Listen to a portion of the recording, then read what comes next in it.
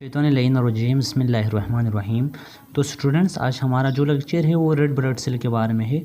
Red blood cell को हम short form में क्या लिखते हैं? आरबीसी लिखते हैं। सही है। रेड ब्लड सेल का दूसरा नाम क्या है? It's also known an erythrocyte. जो हमारा रेड ब्लड सेल का दूसरा नाम क्या है? एरिथ्रोसाइट है। आरबीसी हमारा, और सबसे पहले सवाल ये बनती है कि हमारा खून का क्या काम है हमारे जिस्म के अंदर। तो सबसे पहले जो उसका काम है, RBC is responsible for carry oxygen. सबसे पहले उसका जो काम क्या है?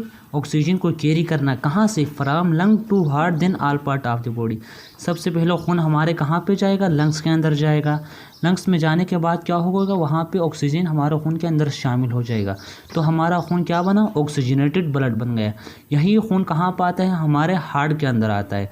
जब हार्ट खून को पंप करता है तो ऑक्सीजन हमारे कहाँ पे जाते हैं? All part of the body तक जाते हैं, जिस्म के हर हिस्से, सेल, टिश्यू तक। ऑक्सीजन क्यों ज़रूरी है? क्योंकि हमारे जिस्म के अंदर जो सेल्स और टिश्यू, उसकी नॉर्मल फंक्शन के लिए ऑक्सीजन को होना लाजमी है फर्स्ट। दूसरी बात, RBCs carry nutrient from all part of the body and transport of waste material.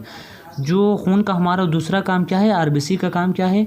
Nutrients को क्या करना होता है? ले जाना होता है जिस्म के मुख्तलिफ हिस्सों तक।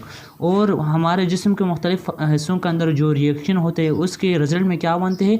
मुख्तलिफ किस्म के वेस्ट मटेरियल बनते हैं। तो जैसा कि कार्बन डाइऑक्साइड वगैरह होता है, उसके अंदर क्या होता है? उसके अलावा क्रिएटिनिन वगैरह होता है, यूरिया, अमोनिया, ये सब ट्रांसपोर्ट कौन कर रहा होता है? हमारा खून ही कर रहा होगा। उसके अलावा हमारे जिस्म के अंदर जो मुख्तलिफ़ किस्म के हार्मोन्स बनते हैं, उसके अलावा केमिकल्स बनते हैं, ये सारा कौन ट्रांसपोर्ट कर रहा होता है?